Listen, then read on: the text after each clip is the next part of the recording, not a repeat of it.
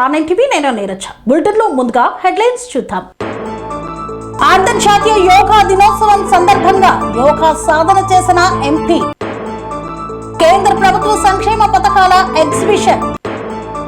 మామిడి రైతుల సంక్షేమానికి అభివృద్ధికి ఎన్డీఏ కూటమి ప్రభుత్వ కృషి. Ramagundam Manuguru railway line route మార్పు అవసరమన్న మాజీ ఎమ్మెల్యే. మానవ సేవే మాధవ సేవ గ్రూప్ మానవతా నిర్ణయం. కల్వకుంట్ల కవితపై విరుచుకుపడ్డ జనసేన నాయకులు. యోగాంధ్ర కార్యక్రమంలో పాల్గొన్న నారా చంద్రబాబు నాయుడు. ఆర్టీఏ అధికారుల నిర్వాకం, 10 గంటలుగా ప్రయాణికుల అవస్థలు. గుడివాడలో సర్ ప్రక్రియ వేగం, ఇన్యూమరేషన్ ఫామ్స్ సమర్పించిన ఎమ్మెల్యే. చాగంటి ఆశీర్వాదం తీసుకున్న హరీష్ రావు.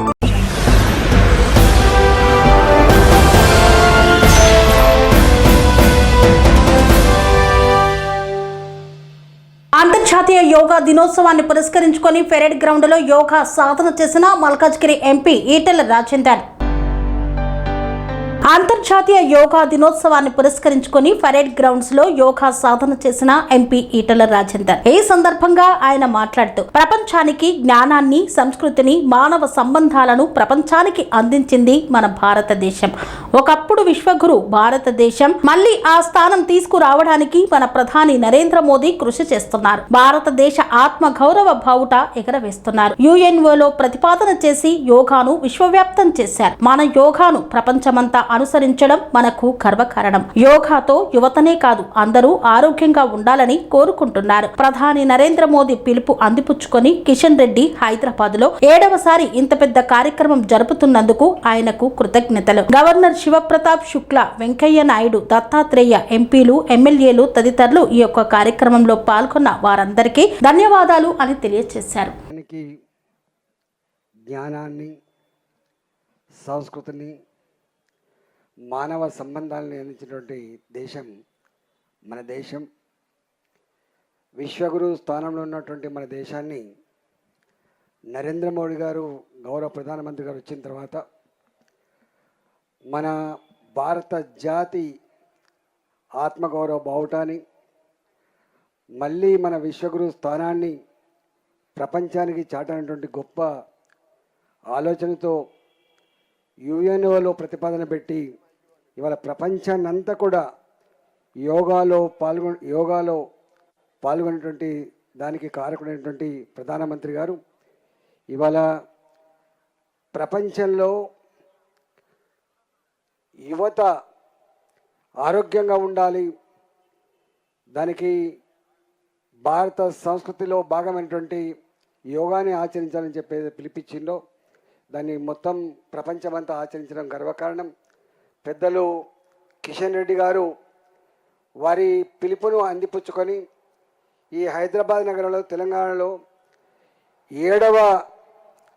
7వ యోగా దినోత్సవాన్ని జరుపుతున్న సందర్భంగా వారికి కృతజ్ఞతలు తెలియజేస్తూ పెద్దలు దీనికి గవర్నర్ గారు రావడం, వెంకయ్య నాయుడు గారు రావడం, అదేవిధంగా పెద్దలు దత్తాత్రేయ గారు రావడం, గౌరవ పార్లమెంట్ సభ్యులు, గౌరవ శాసనసభ్యులు, అనేక మంది అనేక రంగాల్లో నిష్ణాతులు రావడం గర్వకారణం. ఈ యోగాలో పాల్గొన్న అందరికీ కూడా పేరు పేరున శుభాకాంక్షలు, ధన్యవాదాలు, నమస్కారం.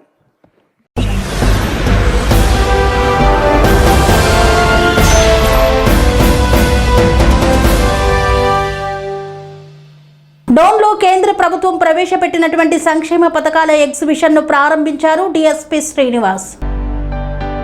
నంద్యాల జిల్లా డోన్ పట్టణంలో ప్రధానమంత్రి నరేంద్ర మోదీ నాయకత్వంలో కేంద్ర ప్రభుత్వం 12 సంవత్సరాల సుపరిపాలన పూర్తి చేసుకున్న సందర్భంగా భారతీయ జనతా పార్టీ యువ మోర్చా ఆధ్వర్యంలో పట్టణంలో ప్రత్యేక అభివృద్ధి ప్రదర్శన నిర్వహించారు. పట్టణంలోని సమైక్యాంధ్ర కట్ట సమీపంలో ఏర్పాటు చేసిన ఈ ఎగ్జిబిషన్ ను డోన్ డీఎస్పీ శ్రీనివాస్ ప్రారంభించారు.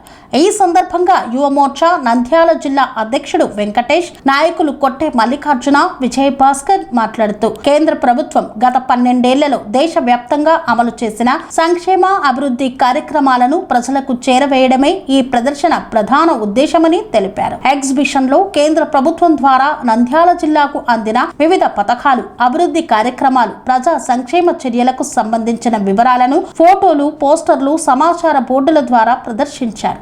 ముఖ్యంగా ఆయుష్మాన్ భారత్, కిసాన్ క్రెడిట్ కార్డు, కేంద్రీయ విద్యాలయాలు, రైతులు, విద్యార్థులు, మహిళలు మరియు పేదల సంక్షేమం కోసం అమలు చేస్తున్న పలు పథకాలపై ప్రజలకు అవగాహన కల్పించారు. కేంద్ర ప్రభుత్వ పథకాల వల్ల సామాన్య ప్రజలకు కలిగిన ప్రయోజనాలను వివరించడంతో పాటు దేశ అభివృద్ధిలో మోదీ ప్రభుత్వ పాత్రను ప్రదర్శన ద్వారా చాటి చెప్పారు. మన నంద్యాల జిల్లాకి కేంద్ర ప్రభుత్వం ఎన్ని నిధులను మనకి ఇచ్చింది, ఎన్ని కిసాన్ క్రెడిట్ కార్డులను ఇచ్చింది మన నంద్యాల జిల్లాకి, మరియు దాదాపుగా 4,691 కార్డులు కోట్ల రూపాయలు మన కిసాన్ క్రెడిట్ కార్డుల ద్వారా నంద్యాల జిల్లా రైతులకి ఇవ్వడం జరిగింది. మరి అలాగే 9,763 హెక్టార్లకు నీటిని అందించేందుకు దాదాపుగా 21,48,00,000 రూపాయలు మన కేంద్ర ప్రభుత్వం బడ్జెట్లో ప్రవేశపెట్టడం జరిగింది. అలాగే మన వారసత్వ సంపదను కాపాడుకోవాలి అనే ఉద్దేశంతో అహోబిల క్షేత్రానికి 24,99,00,000 రూపాయలను మరి నరేంద్ర మోడీ గారు కేంద్ర ప్రభుత్వ బడ్జెట్లో ప్రవేశపెట్టడం జరిగింది. ఇలాంటి ఎన్నో పథకాలు మరి కేజీ కస్తూర్బా గాంధీ విద్యార్థులు ద్వారా 9,000 మందికి పైగా నూతనంగా సీట్లను కస్తూర్బా ద్వారా విద్యార్థులకు అందించేందుకు మరి ఈ పథకాన్ని తీసుకోవడం జరిగింది. ఇవన్నీ కూడా ప్రజలకు తెలియాలి. నరేంద్ర మోడీ గారికి చేసినటువంటి సంక్షేమ పథకాలు, అభివృద్ధి పథకాలు మరియు మరి ఆయన చేసినటువంటి రక్షణ పథకాలు మరి మన ఇక్కడ ఉన్నటువంటి మిగతా ప్రజలకు తెలియాలనే ముఖ్య ఉద్దేశంతో ఈ ఎగ్జిబిషన్ ఏర్పాటు చేయడం జరిగింది. మాకు ఇక్కడ ఈ స్టాల్ను ఏర్పాటు చేయడం కోసం సహకరించినటువంటి మా జిల్లా సీనియర్ నాయకులు, జిల్లా బీజేపీ ఉపాధ్యక్షులు పల్లి వెంకటరమణ గారు, మరి అలాగే భారతీయ జనతా పార్టీ జిల్లా ప్రధాన కార్యదర్శి అయినటువంటి గుంటదిప్పండి కిరణ్ గారు, మరియు యువమోర్చా జిల్లా ప్రధాన కార్యదర్శి అయినటువంటి విజయ్ భాస్కర్, మరియు ఇంకొక జిల్లా యువమోర్చా ప్రధాన కార్యదర్శి అయినటువంటి కావ్యశ్రీ గారు, మరియు నా పక్కన సోదరుడు ఎన్డబ్ల్యూసీ నంద్యాల జిల్లా చైర్మన్ కొట్ట మల్లికార్జున గారు, వీరందరూ కూడా, మరియు యువమోర్చా జిల్లా ఉపాధ్యక్షురాలు భవానీ గారు, మరియు యువమోర్చా జిల్లా కార్యదర్శి పట్టి వసంత్ కుమార్ గారు, మరియు జిల్లా కార్యకర్తలు మరియు Yuva Morcha మండలాధ్యక్షుడు Yuva Morcha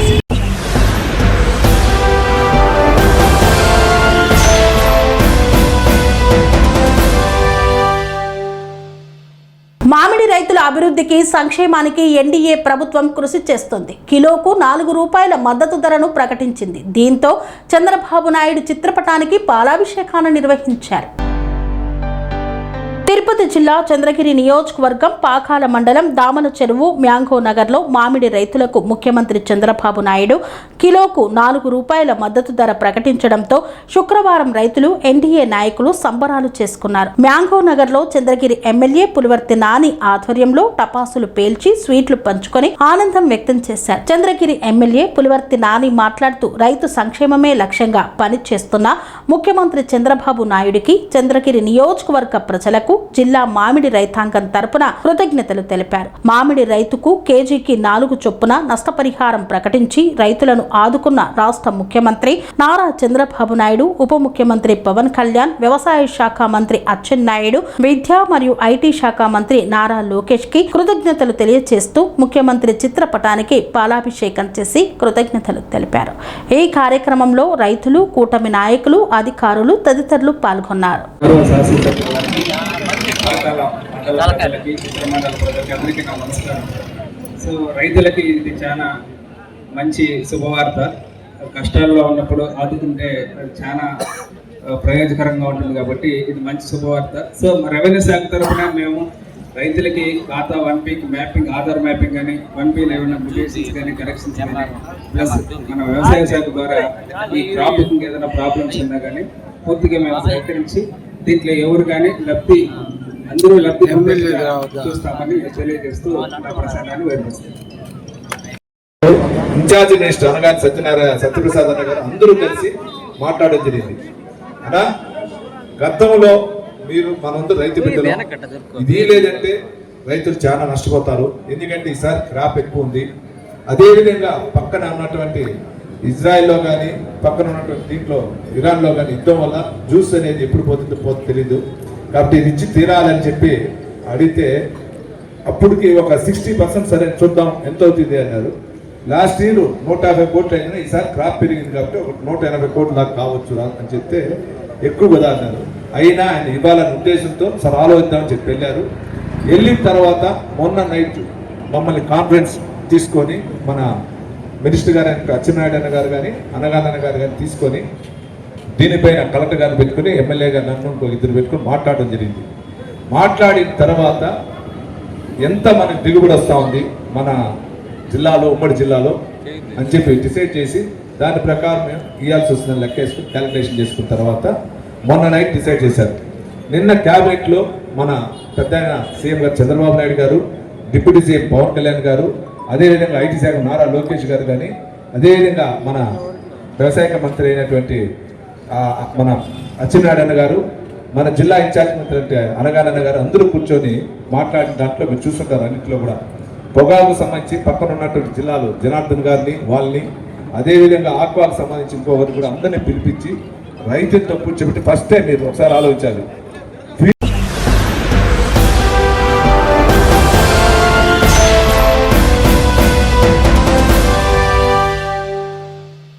Ramagundam Manuguru railway line route మార్పు అవసరమని గోదావరి కనిని కలుపుతూ కొత్త మార్గం కోసం డిమాండ్ చేస్తున్నారు కోరుకంటి చందర్. రామగుండం మనుగూరు రైల్వే లైన్ నిర్మాణంకు అంతా క్లియరెన్స్ రావడం 2.5 దశాబ్దాల కల నెరవేరబోతున్నందుకు సంతోషిస్తున్నాం. అయితే ప్రజా సౌకర్యం కోసం రవాణా మెరుగుదలను దృష్టిలో పెట్టుకొని రైల్వే లైన్ నిర్మాణం విషయంలో కాస్త మార్పులు అవసరమని రామగుండం మాజీ ఎమ్మెల్యే, భారత రాష్ట్ర సమితి పెద్దపల్లి జిల్లా అధ్యక్షుడు కోరుకంటి చందర్ అన్నారు. గోదావరి కని ప్రెస్ క్లబ్ లో ఏర్పాటు చేసిన విలేకరుల సమావేశంలో కోరుకంటి చందర్ మాట్లాడుతూ 5,818 కోట్ల 45 లక్షల రూపాయలతో సుమారుగా 208 కిలోమీటర్ల పొడవున నిర్మాణం చేపట్టబోయే సదరు రామగుండం మనుగూరు రైల్వే లైన్ లో రామగుండం సమీపంలోని రాఘవాపూర్, మంతని, మేడారం, సమ్మక్క సారలమ్మ జాతర సమీప తాడువాయి నుండి భద్రాచలం, మనుగూరు వరకు ఏర్పాటు చేసేందుకు రూపకల్పన చేసిన ప్రణాళికల్లో కొంత మార్పులు ఖచ్చితంగా చేయాల్సిన అవసరం ఉందని డిమాండ్ ముందు పెట్టారు. రామగుండం నుండి గోదావరి కని 8వ కాలనీ, మంతని మీదుగా కొంత మార్పులు చేసి రైల్వే లైన్ యథావిధిగా నిర్మాణాలు చేసినట్లయితే రామగుండం కార్పొరేషన్ ఏరియా నగర ప్రాంతం మరింత అభివృద్ధి చెందేందుకు అవకాశం ఉంటుందని చందర్ స్పష్టం చేశారు. రైల్వే లైన్ రూట్ మ్యాప్ లో కొంత మార్పులు జరిగినట్లయితే ఈ నగర ప్రాంతంలోని ప్రజలకు సౌకర్యం కలగడంతో పాటు రవాణా మరింత మెరుగుపడుతుందని చందర్ వివరించారు. రాఘవాపూర్ నుండి లైన్ వేయడం వల్ల పెద్దగా ఉపయోగమేమీ ఉండదన్నారు. ఈ మార్పులతో కోల్ కారిడార్ మరింత అభివృద్ధి చెందేందుకు వీలుంటుందన్నారు. ప్రజా అవసరాలను, మార్పులతో నగరాలు అభివృద్ధి చెందడాన్ని దృష్టిలో పెట్టుకుని ప్రభుత్వాలు రైల్వే లైన్ మార్పుకు పునరాలోచన చేయాలని విజ్ఞప్తి చేశారు. అదేవిధంగా స్థానిక రామగుండం ఎమ్మెల్యే, పెద్దపల్లి పార్లమెంటు సభ్యుడు ఈ విషయాన్ని కులంకుశంగా పరిశీలించి రైల్వే లైన్ మార్పు కోసం ప్రభుత్వంతో మాట్లాడాలని చందర్ కోరారు. రైల్వే లైన్ మార్పు చేసి నిర్మాణం చేయడం వల్ల జరిగే లాభాలను, ఉపయోగాలను అన్ని వర్గాలు పరిశీలన చేయాలని చందర్ సూచన చేశారు. ప్రభుత్వాలు కాదు కూడదని ప్రజల అవసరాలను, ప్రాంతాల అభివృద్ధిని విస్మరిస్తూ ఏకపక్ష నిర్ణయాలు తీసుకుంటే రైల్వే లైన్ మార్పు కోసం భారత రాష్ట్ర సమితి అన్ని పార్టీలను కలుపుకొని వ్యూహాత్మకమైన ఉద్యమాలు చేపడుతుందని, రైల్వే లైన్ మార్పుకు సంబంధించి సాధన కోసం దశల వారి పోరాటాలకు సిద్ధంగా ఉన్నామని కోరుకంటి చందర్ హెచ్చరించారు. విలేకరుల సమావేశంలో కార్పొరేటర్లు మేకల సమ్మయ్య, తోకల రమేష్, నాయకులు మురళీధర్ రావు, మూల విజయరెడ్డి, గుంపుల లక్ష్మి తదితరులు పాల్గొన్నారు. తెలంగాణలో ఒక కొత్త రైల్వే ప్రాతిపదిక రామగుండం నుండి మనుగూరు రైల్వే లైన్ను కేంద్ర ప్రభుత్వం ప్రతిపాదనలు చేసి పనులను ప్రారంభం చేస్తున్నటువంటి సందర్భంగా గోదావరి కని, మాంచెస్టర్ ఆఫ్ ఇండియాగా పిలువబడేటువంటి యొక్క గోదావరి కనిలో ఈ యొక్క రైల్వే లైన్ను గోదావరి కని మీదుగా తీసుకువెళ్లాలని చెప్పేసి ఇలా బీఆర్ఎస్ పార్టీ డిమాండ్ చేస్తా ఉన్నది. ఈ బ్రాడ్ గేజ్ రైల్వే లైను 2007 కిలోమీటర్లతోని 5,818 కోట్లతోని ఈ రైల్వే లైను ప్రాతిపదిక జరుగుతూ ఉన్నది. దీనికోసం మేము ప్రత్యేకంగా మాకు పారిశ్రామిక ప్రాంతంలోకి ఒక ఆక్సిజన్ లాగా గోదావరికనికి ఆర్థికంగా పట్టణం అభివృద్ధి చెందుతుంది కాబట్టి పోతన కాలనీ పెంచికల్పేట్ మీదుగా అదేవిధంగా గోదావరి కనిలో ఒక రైల్వే స్టేషన్ను ఏర్పాటు చేయాలి. పెంచికల్పేట్ పోతన కాలనీలో ఒక రైల్వే స్టేషన్ ఏర్పాటు చేయాలని ఇలా మేము డిమాండ్ చేస్తా ఉన్నాం. దీని కోసము ఈ పారిశ్రామిక ప్రాంతంలో ఉన్నటువంటి అన్ని స్వచ్ఛంద సంఘాలు, అన్ని పార్టీలను అన్నింటినీ కలుపుకొని కేంద్ర ప్రభుత్వం మీద, రాష్ట్ర ప్రభుత్వం మీద ఒత్తిడి చేసి ఈ యొక్క రైల్వే లైన్ను సాధించాలని ఈ సందర్భంగా ఈ యొక్క పారిశ్రామిక ప్రాంతంలో ఉన్నటువంటి సకల జనులందరికీ కూడా నేను విజ్ఞప్తి చేస్తున్నాను. ఈ యొక్క కేంద్ర రాష్ట్ర ప్రభుత్వాలు ప్రజలకు ఉపయోగపడే విధంగా, ప్రజా సౌకర్యం ఉపయోగపడే విధంగా ఈ యొక్క రైల్వే లైన్ వేయాలి. ఈ రైల్వే లైన్ గోదావరి కని మీద నుండి వేయడం మూలాన అనేక మంది ప్రజలకు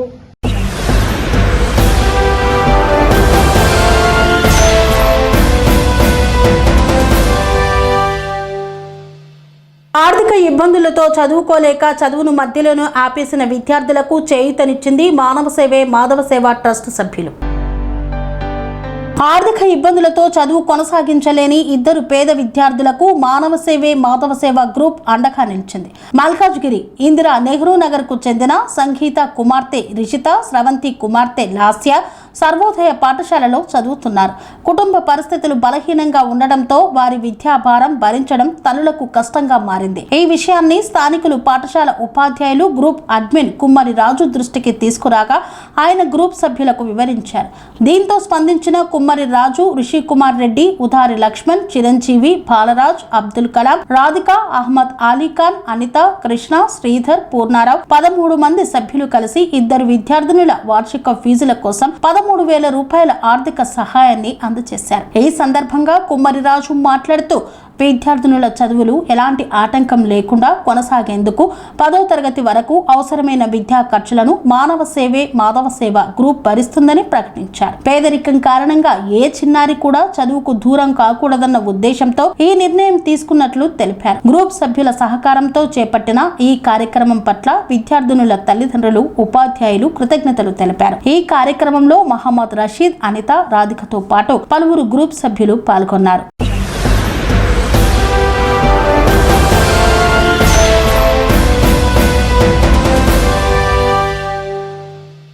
కరీంనగర్ జిల్లా జనసేన పార్టీ కోఆర్డినేటర్ కందుల రాజిరెడ్డి ఆధ్వర్యంలో విలేకరుల సమావేశాన్ని నిర్వహించారు. కరీంనగర్ జిల్లా జనసేన పార్టీ కోఆర్డినేటర్ కందుల రాజిరెడ్డి ఆధ్వర్యంలో జిల్లా కార్యాలయంలో ప్రెస్ మీట్ నిర్వహించారు.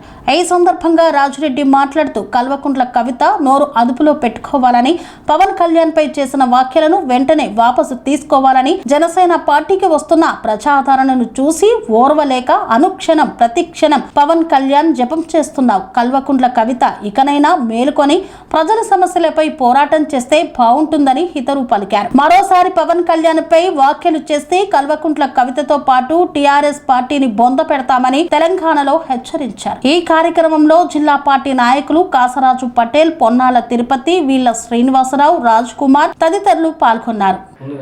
మీడియా మిత్రులకు నమస్కారం. నా పేరు కందుల రాజిరెడ్డి, కరీంనగర్ జిల్లా పార్లమెంట్ కోఆర్డినేటర్, జనసేన పార్టీ. నిన్న కవిత గారు, కల్వకుంట్ల కవిత గారు నిన్న కరీంనగర్ వచ్చి ప్రెస్ మీట్ పెట్టడం జరిగింది. రౌండ్ టేబుల్ సమావేశంలో కవిత గారు మాట్లాడకుండా మా పవన్ కళ్యాణ్ గారి గురించి మాట్లాడడం జరిగింది. ఆమెకు పవన్ కళ్యాణ్ గురించి తెలిసి మాట్లాడుతుందా, తెలియక మాట్లాడుతుందా తెలియదు. ఏమనంటే తెలంగాణ వాది అని మాట్లాడతారు. తెలంగాణ వాది అంటే పవన్ కళ్యాణ్ గారు జనసేన పార్టీ స్థాపించిందే తెలంగాణలో. జనసేన ప్రస్థానం మొదలైందే తెలంగాణలో. ఆమెకి ఇవి తెలియకుండా ఆంధ్ర వాళ్ళు ఇంకొక మాట మాట్లాడింది.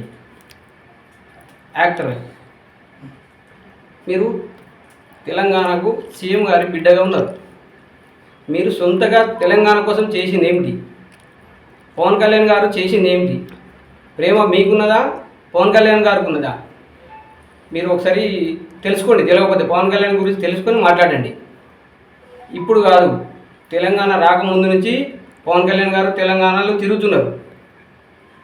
ఆదిలాబాద్ జిల్లాలో గోండు ప్రాంతం పోయి అక్కడ వాటర్ లేకపోతే సొంత నిధులతో సొంతంగా డబ్బు ఖర్చు పెట్టి అతను బోర్లు వేయించిన వ్యక్తి పవన్ కళ్యాణ్ గారు.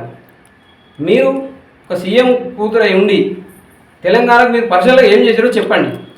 ప్రభుత్వ పరంగా కాకుండా మీరు తెలంగాణకు ఏం చేశారు? మీ లిక్కర్ స్కామ్లు కావచ్చు, వాటి గురించి మేము మాట్లాడదలుచుకోలేదు. మీరు ప్రజలకు ఏం చేశారో చెప్పండి. ఒకటి,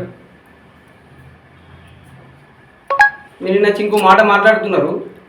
ఏమని? పవన్ కళ్యాణ్ గారు తలకాయ లేని మనిషి అని. అది మేము మా సార్ మాకు అటువంటి మాటలు నేర్పలేదు. ఆ తలకాయ లేని మాటలు ఇవి అవని అట్లా మాట్లాడమని మాకు ఎప్పుడు నేను చెప్పలేదు. అటువంటి వ్యక్తి అతను కాదు. కానీ ప్రజలకు తెలుసు తలకాయ ఎవరికి ఉంది, ఎవరికి లేదు. మీరు ఏం మాట్లాడుతున్నారు ప్రజలన్నీ గమనిస్తున్నారు. అదే హైదరాబాద్లో వరదలు వచ్చినప్పుడు మీరు ఎటువైరండి? ఈ తెలంగాణ వాళ్ళందరూ ఎటువైరు? తను ₹1 కోటి విరాళం ఇవ్వడం జరిగింది తెలంగాణ ప్రభుత్వానికి. మీరు అప్పుడు ఎటువైరు? ఈ తెలంగాణ గురించి మాట్లాడిన వాళ్ళందరూ ఎటువైరు? పవన్ కళ్యాణ్ గారు స్పష్టంగా చెప్తున్నారు ఫస్ట్ నుంచి, మేము తెలంగాణకు వ్యతిరేకం కాదు అని చెప్పిన వ్యక్తి పవన్ కళ్యాణ్ గారు. ఏ పార్టీ స్పష్టత ఇవ్వకముందు స్పష్టత ఇచ్చింది జనసేన పార్టీ, తెలంగాణకు వ్యతిరేకులు మేము కాదు అని. ఆ రోజు తెలంగాణ వ్యతిరేకులు మొత్తం ఇప్పుడు ప్రభుత్వంలో ఉండుకుంటూ మీరు ఇప్పుడు ఎవరితో మాట్లాడలేరు. అందరూ పదవులు అనుభవిస్తున్నారు. అప్పుడు వైఎస్ రాజశేఖర రెడ్డి గారికి కాళ్ళు ఒత్తిన మనుషులు అప్పుడు తెలంగాణకు వ్యతిరేకులు ఇప్పుడు పదవులు అనుభవిస్తున్నారు. అప్పుడు మీ తెలంగాణ వాళ్ళు ఎక్కడ పోయిందండి? మీరు మాట్లాడలేదు కదా? మాట్లాడలేదు ఎందుకు? అంటే మీరు ఏది మాట్లాడినా మీకు స్టఫ్ లెక్క పవన్ కళ్యాణ్ గురించి మాట్లాడితే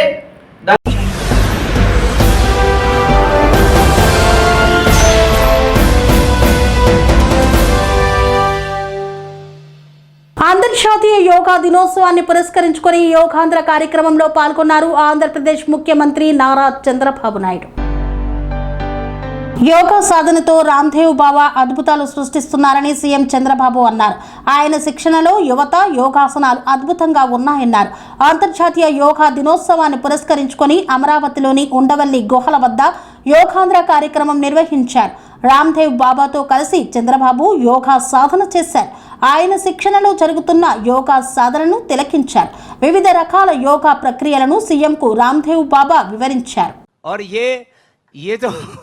ये जो नगरी है अमरावती, देवतल राजधानी ये अमरावती अब देवतल राजधानी योगधानी हो गया है. और इस देवताओं की राजधानी जहां से इंद्र से लेकर के और कलयुग, त्रेता, द्वापर, सतयुग तक का पूरा ये इसका एक बहुत बड़ा वर्चस्व है इस पुण्य नगरी का. इस अमरावती में भी 40% greenery, 60% you can do the different construction, wealth creation, सब कुछ आप infrastructure you can build, but prosperity with spirituality. और मैं तो कहूंगा आपको यदि सौंदर्य देखना है तो स्विट्जरलैंड जाने की जरूरत नहीं, स्पिरिचुअल लैंड आंध्र प्रदेश में आ जाओ. This is more beautiful then spiritual Switzerland. ऐसा देवभूमि, ऐसा भगवान विष्णु, भगवान गोविंदा, अलग अलग देवी देवताओं का देवभूमि, ऐसा आंध्र प्रदेश. नदी, कृष्णा नदी से लेकर के फिर इंफ्रास्ट्रक्चर इतना जबरदस्त है. बड़े बड़े national highway, state highways, infrastructure, फिर health, education, technology, agriculture, agriculture भी कितना सुंदर है यहाँ चारों तरफ। यहाँ का केला भी बड़ा जबरदस्त है। Banana is very tasty, mango is very tasty, and you are the most sweet. Mango से भी ज्यादा स्वीट है आप बनाना से भी ज्यादा नेचुरल फार्मिंग। ये this is the vision for all over India, not only for Andhra. Natural farming. तो ऐसे नेचर प्रेमी, कल्चर प्रेमी, योग प्रेमी, सर्वजन प्रेमी ऐसे हमारे चंद्रबाबू नायडू जी को हम प्रणाम करते। देश का प्रधानमंत्री जी का सपना एक स्वस्थ, समृद्ध, विकसित भारत बने, एक भारत श्रेष्ठ भारत।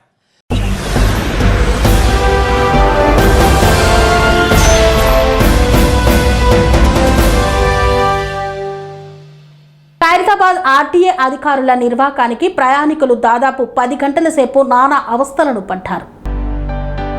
ఖైరతాబాద్ ఆర్టీఏ అధికారుల నిర్లక్ష్యానికి ప్రయాణికులు బలైపోయారు. నిన్న రాత్రి హైదరాబాద్ నుండి రాజస్థాన్ వెళ్తున్న ఓ ప్రైవేట్ ట్రావెల్ బస్సును అధికారులు సీజ్ చేశారు.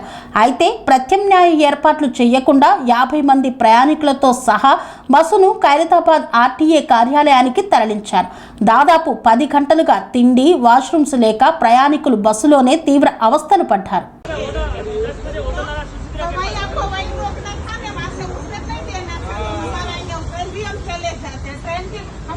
जाने का मतलब क्या है? ट्रेन की टिकट नहीं हो रही तो हम लोग बस में जा रहे हैं, तो हमारे बस में जाने का रीजन नहीं है।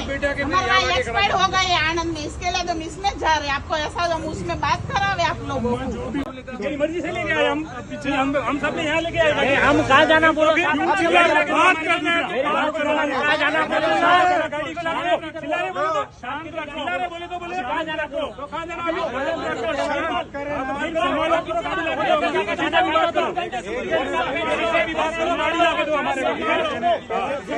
गाड़ी हो रहा है होटल से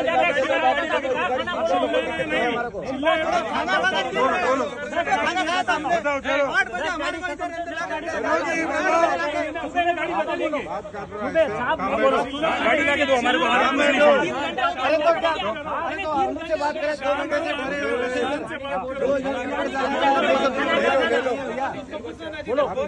मेरी बात सुनो साहब, ईमान मेरी बात सुनो। अरे फोन लगाओ ना उसको, फोन केस करें उनको, फोन लगाओ आप।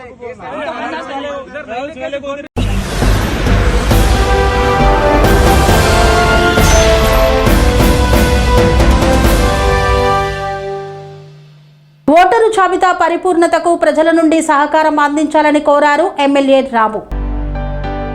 స్పెషల్ ఇన్సెంటివ్ రివిజన్ సర్లో భాగంగా 3వ వార్డులోని స్వగృహంలో ఎమ్మెల్యే వెనిగంట్ల రాము మరియు కుటుంబ సభ్యులకు బిఎల్ఓలు శనివారం ఉదయం ఎన్యూమరేషన్ ఫారాలను అందజేశారు. బిఎల్ఓల సూచనల మేరకు ఎమ్మెల్యే రాము ఫామ్ పూర్తి చేసి తిరిగి వారికి అందజేశారు. అనంతరం ఎమ్మెల్యే కుటుంబ సభ్యులు ఫామ్స్ అందుకున్నారు. ఈ సందర్భంగా ఎమ్మెల్యే రాము మాట్లాడుతూ సర్ ప్రక్రియపై ప్రతి ఒక్కరూ అవగాహన కలిగి ఉండాలన్నారు. ఓటరు జాబితా సంపూర్ణంగా ఉండాలంటే ప్రతి కుటుంబం బాధ్యతగా ఫామ్స్ పూర్తి చేయాలని పిలుపునిచ్చారు. బిఎల్ఓలతో పాటుగా ఎన్నికల సంఘం సూచనల ప్రకారం టీడీపీ బూత్ లెవెల్ ఏజెంట్లు సర్వ్ క్రియలో క్రియాశీలకంగా పాల్గొంటున్నారని పేర్కొన్నారు. ప్రజాస్వామ్యంలో ఓటు విలువ గొప్పదని, అందుకే జాబితా సవరణ ప్రక్రియను అందరం సహకరించి విజయవంతం చేయాలని ఎమ్మెల్యే రాము అన్నారు. మాజీ councillor Arsumilli Srinivasarao, Nandivada cluster in charge Uppala Venkateswararao, 63, 64 బూతుల బిఎల్ఓలు మధురిమ, వరప్రసాద్ తదితరులు పాల్గొన్నారు.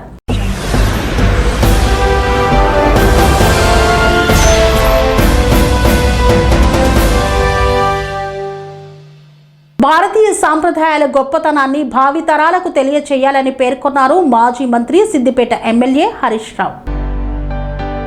హరీష్ రావు నిన్న సాయంత్రం 6:30 గంటలకు కరీంనగర్ బైపాస్ రోడ్డులోని విఎస్ఎస్ కన్వెన్షన్ హాల్లో నిర్వహించిన గో సంరక్షణపై చాగంటి గారి ప్రవచనాలకు హాజరై ఆశీస్సులను అందుకున్నారు. ధర్మం, సంస్కృతి, సనాతన విలువల పరిరక్షణకు ఇలాంటి కార్యక్రమాలు సమాజానికి మార్గదర్శకమని పేర్కొన్నారు. గోమాత పరిరక్షణ ప్రతి ఒక్కరి బాధ్యత అన్నారు. భారతీయ సాంప్రదాయాల గొప్పతనాన్ని భావితరాలకు తెలియచేయాలని ఈ సందర్భంగా హరీష్ రావు పిలుపునిచ్చారు.